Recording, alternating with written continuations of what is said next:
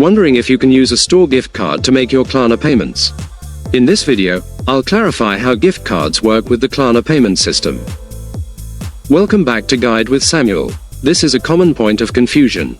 The short answer is, you cannot directly pay your Klarna installment bill with a generic gift card. Klarna requires a primary payment method linked to your account, like a debit or credit card, to automatically withdraw payments for your Pay in 4 or financing plans. However, here's the workaround. If you have a store-specific gift card, you can often use it at that store's checkout. When you're ready to pay, select the gift card as your payment method for the portion it covers, and then use Klarna's Pay in 4 inches for the remaining balance. A crucial pro tip: not all retailers' checkout systems allow splitting payment between a gift card and Klarna.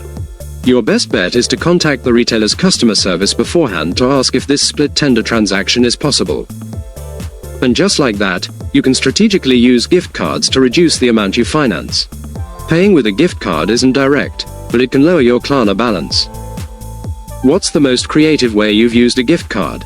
Tell us your story. For giving the gift of flexibility, watch our next video on how to gift a Klarna subscription.